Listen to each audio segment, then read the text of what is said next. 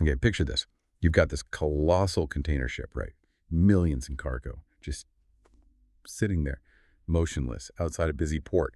And every single day it waits. Uh, the cost just skyrockets. We're talking over $100,000 in operational expenses. Gone. Poof. And this isn't, some rare fluke. Industry leaders are calling it an unprecedented bottleneck crisis. It's actually threatening the very core of our global economy. I mean, maritime trade. It carries, what, over 80% of global trade by volume? Something like $14 trillion annually. It's this indispensable lifeline. And, well, right now it seems like it needs a pretty serious intervention. So for this deep dive, we're going to unpack a really fascinating breakthrough spatial AI solution. It's from EON Reality. It's called the Digital Port and Vessel Platform. And we really want to understand how it's set up to fundamentally transform how this absolutely vital sector works. Exactly. And our mission today really is to show you how this integrated platform using extended reality or XR and artificial intelligence aims to just completely revolutionize training for maritime professionals. We'll dig into its potential to, drastically cut how long vessels wait at port to prevent those truly catastrophic incidents and ultimately to help secure the global supply chain, which, as we've all seen lately, is, well, more fragile and more critical than ever before. Right. And you, our listener, you've given us some really interesting source material in this. So we're going to distill why this matters. And not just to the industry insiders, but really to everyone. Everyone whose daily life depends on goods moving across our oceans. We'll look at exactly what EON Reality is doing and the significant, the measurable impact it promises for an industry that, well, it literally keeps the world running. Oh. Okay, so let's really dive into this crisis then. When we talk about this bottleneck in the maritime sector, what are the really pressing challenges that are forcing such a, well, radical rethinking of how things are done? It's really a perfect storm of issues. And our sources, they highlight four major pain points. Each one has these massive kind of ripple effect implications for global commerce. So first up is port congestion and throughput. You mentioned that 100 grand a day for a waiting ship. Yeah, that number is just staggering. It is. It's like losing the value of a luxury car every single day. Yeah. But multiply that across thousands of ships, thousands of ports globally. These inefficient port operations are creating supply chain delays that are worth billions every year. It's not just, a headache for shipping lines. It's like a tax on the whole global economy. Wow. And I guess that extra cost just gets passed down the line, right? Yeah. Affecting prices for consumers, availability of goods. It hits our wallets directly. Absolutely. It really does. Then, the second major challenge is catastrophic safety and environmental risk. Maritime incidents, they are incredibly high stakes. A single event, think a collision, a grounding, a major fire, it can easily cost over $1 billion. $1 billion. Wow. Yeah. And that includes losing the vessel, the cargo, massive environmental cleanup costs, which can just devastate ecosystems, plus crippling regulatory fines. And the problem is traditional emergency training. It's often just, well, inadequate for these really high consequence situations. You simply can't truly replicate something like a multi-deck fire or a major hull breach on a live vessel during a typical drill. It just leaves crews underprepared for the real thing. Third, there's this rapidly widening complex technology skills gap. Modern ships, modern port machinery, they're not just mechanical anymore. They're incredibly sophisticated. They need this hybrid expertise, mechanical, electrical, software knowledge, all blended together. Think of it like a floating data center almost. Huh. A floating data center. I hadn't thought of it that way. Right. And the traditional training methods, often very manual, they just struggle to keep pace with this complexity. It leaves operators, engineers constantly playing catch up. And finally, there is a very human problem, but a critical one. The global workforce and knowledge crisis. We're seeing this demographic shift. A whole generation of experienced mariners, they're retiring. Yeah. And they're retiring faster than they can be replaced. The brain drain problem. Exactly. It creates these critical knowledge gaps, that irreplaceable intuition, that practical wisdom someone gains over decades at sea. It's literally walking out the door with these veterans, and that threatens both operational safety and just the overall reliability across entire fleets. It's that last point, isn't it? The human element. That really seems to underscore what one EON Reality maritime executive called the extreme fragility of this lifeline. They really emphasize that these challenges are demanding a fundamental transformation in how we train and prepare maritime professionals. Yeah. It really puts the urgency into perspective. Absolutely. And this is where it gets really interesting, because EON Reality's digital port and vessel platform, it isn't just like one standalone tool. It's designed as a comprehensive digital maritime ecosystem. Think of it as a complete toolkit for the seas, really, made up of 4 integrated solutions. A complete toolkit. I Yeah. like that phrase. Okay, so let's break down these solutions. What's the first major piece of this puzzle, and how does it specifically tackle something like the complexity of, say, a ship's engine room? Okay, so the first pillar is digital twin vessel systems. Now, for our listeners maybe still getting their heads around digital twins, think of it like this. A regular 3D model is like a blueprint, right? Static. A digital twin. It's more like a living, breathing, virtual clone of the real ship. Living and breathing. How so? Well, it can be connected to sensors on the actual vessel. It updates in real time. It can even help predict potential failures before they happen. And crucially, it lets you test complex scenarios virtually before they ever happen physically. It's this dynamic, predictive counterpart to the real thing. That sounds incredibly powerful. So, okay, for a mariner on board, how does that translate into tangible help? What kind of tricky procedures can they actually practice with this? It enables what we call AR-enhanced operations, that's augmented reality. So imagine wearing, say, smart glasses. These glasses could overlay maintenance instructions or real-time diagnostic data directly onto the engine parts you're looking at, guiding you step by step through complex procedures, like safely switching fuel systems, which can be quite involved. Okay. Like having an expert looking over your shoulder virtually. Precisely. And it allows for real-time emergency training, too, so you could practice a man-overboard scenario without actually having to deviate the vessel's course or put anyone physically at risk. And critically, it helps mariners build that deep procedural knowledge of these increasingly complex ship systems and automation before they even step onto a real bridge or into a real engine room. It's hands-on learning, but without the real-world risks. Okay, so that covers the intricate world inside the vessel. But then there's the equally complex dance of logistics and machinery at the port itself. That's where the virtual port and terminal operations solution fits in, right? Exactly right. This solution uses EON skill simulators for that critical port equipment. We're talking about those massive key cranes, lifting containers off ships, straddle carriers, moving them around, yard trucks. Yeah, the scale of that equipment is just immense. The precision needed must be incredible. It really is, and this helps operators master that precise container handling, figure out the optimal routing, all within exact digital replicas of their actual terminals. It offers over 40 hours of completely risk-free virtual practice before anyone even touches that multi-million-dollar equipment. 40 hours, wow. Yeah, and that kind of practice, that repetition, it's a game changer for optimizing throughput, preventing incredibly costly mistakes, and just getting new hires proficient much, much faster. And building on that risk-free training idea, the third solution seems to tackle maybe the highest stakes situations of all, emergency response. Yeah.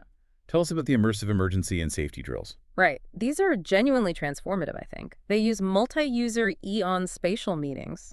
And what that means is entire crews, maybe 20 people, can participate together in shared virtual emergencies.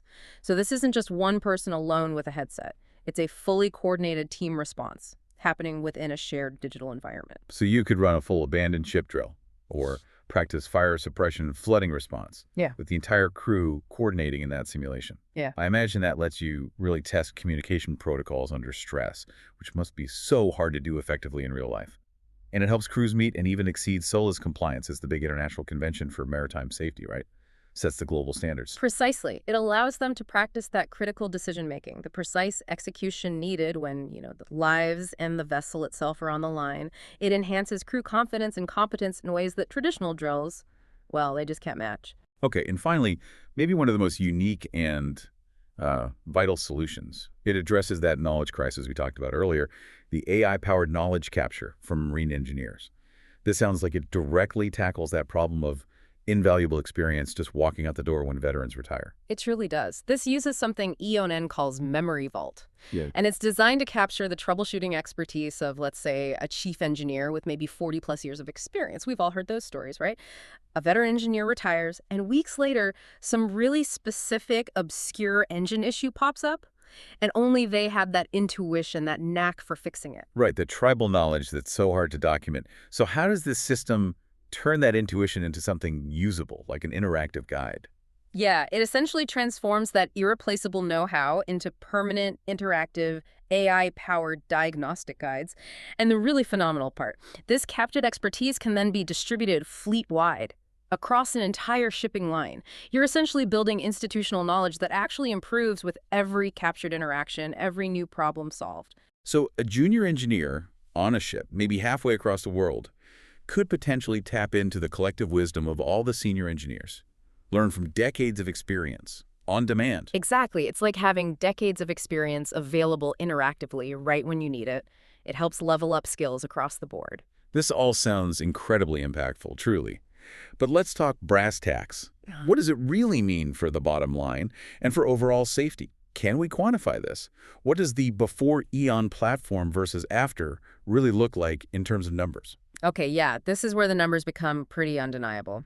The platform seems poised to deliver exceptional quantifiable returns. So let's look at port throughput.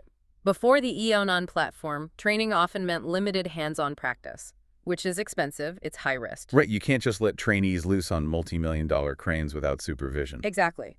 But after implementation, operators get essentially unlimited virtual practice on exact replicas of their equipment with zero operational risk, zero. And the impact of that. The source material mentions a 10% reduction in vessel turnaround times. It's about 3.6 hours saved per vessel call, which translates, it says here, to an annual value of $65.7 million for shipping lines, just from saved vessel hours. That's huge. Beyond just the money, though, what does a 10% faster turnaround really mean for global supply chain resilience, especially in today's volatile world? Oh, it's a massive strategic advantage. It's not just about profit margins for the shipping line, but that's obviously important. It's about reducing that ripple effect across the entire economy. Faster throughput means less pressure on consumer prices for everything from electronics to, fresh bananas. It means better availability of goods on shelves. And it provides a stronger defense against future disruptions, like the ones we've seen recently. It really translates directly to greater economic stability for everyone. That makes sense. Okay, then there's equipment protection. Before, operator errors. They could cause millions in damage to cranes, even the vessels themselves, right, annually. But after implementation, the sources suggest a 5% reduction in that operator-caused damage.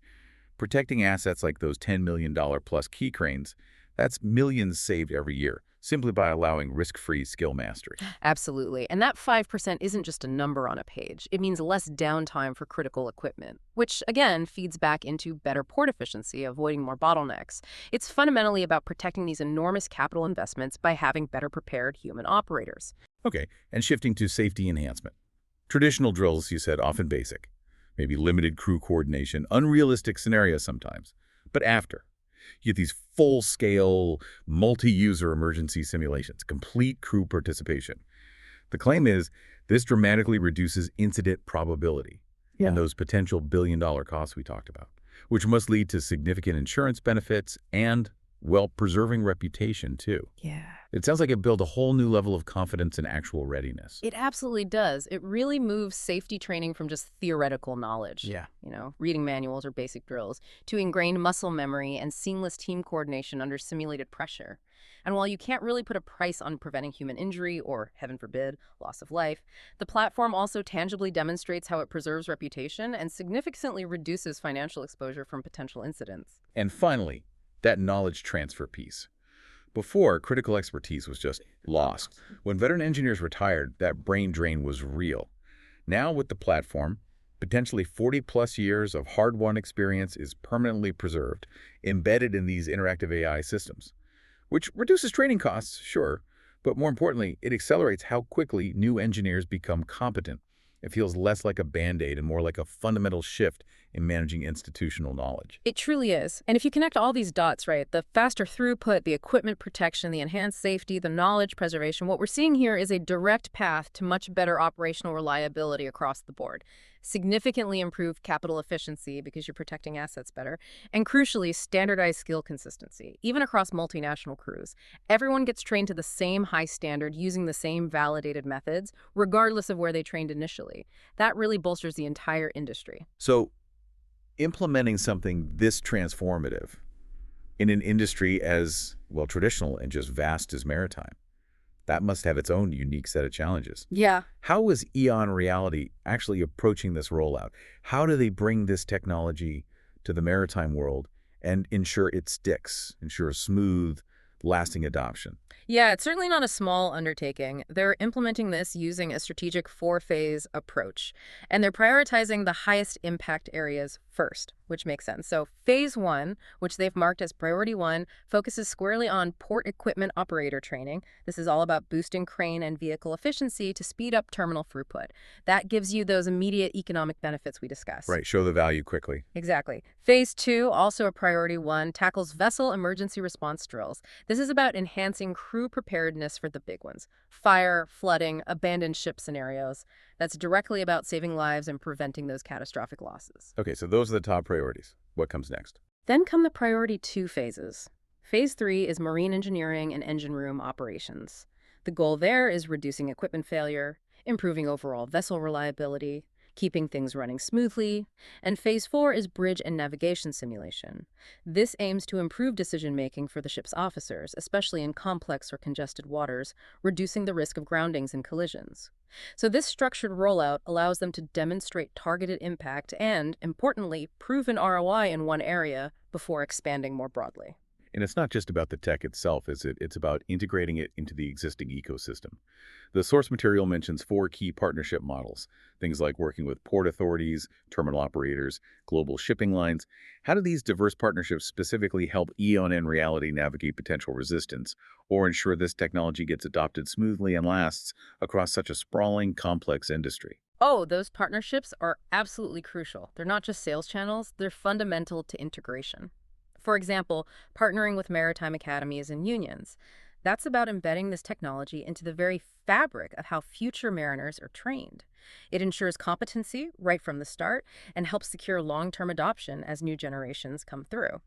And by working directly with vessel and equipment manufacturers, the OEMs, they can potentially integrate digital twin technology right from the design phase of new ships or cranes. Make it a native part of the asset from day one. These kinds of partnerships build trust, ensure the solution is tailored to real-world operational needs, and overcome that not invented here resistance you sometimes see. Makes sense. And underpinning all of this, there has to be a really robust technology foundation, right? The source highlights things like SOLAS compliance, 247 global accessibility. What are the practical implications of features like that? Yeah, those are absolutely non-negotiable for the maritime sector. SOLAS compliance, for instance, means the training modules meet the most stringent international safety standards. That's vital for any tool used in global operations. It gives it credibility. 24/7 global accessibility just removes geographical barriers and scheduling headaches. A crew member on a ship in the middle of the Pacific can potentially access training anytime, anywhere they have a connection. And then you add multi-language support, essential for multinational crews, along with ruggedized hardware designed for the harsh environments you find on ships or port terminals. It shows it's truly built for the realities of the maritime world, not just adapted from something else. You know, this deep dive really reveals a remarkably comprehensive, multifaceted approach to tackling a genuinely critical global challenge.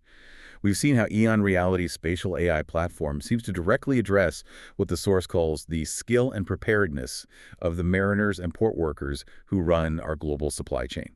It really looks like it transforms training from just theory or limited practice into something immersive, risk-free, potentially incredibly effective. Yeah, what's really fascinating here, I think, is seeing how this cutting-edge technology, XR, AI, digital twins, isn't just for, gaming or niche industrial applications anymore. It's actually becoming essential infrastructure.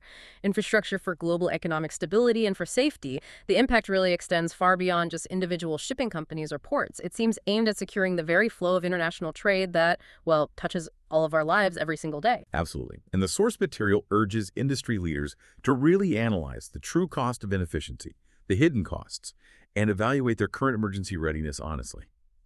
So for you, the listener, maybe consider this. In a world that's increasingly reliant on these complex, interconnected systems, and with workforces everywhere facing rapid retirements and new technological demands, how else might technologies like spatial AI and digital twins be poised to safeguard other critical industries or public services that we often just take for granted? What other unseen workforces out there, maybe think aviation maintenance crews, power grid operators, emergency responders, could benefit from such a fundamental transformation in how knowledge is transferred and skills are trained? Just something to perhaps mull over until our next deep dive.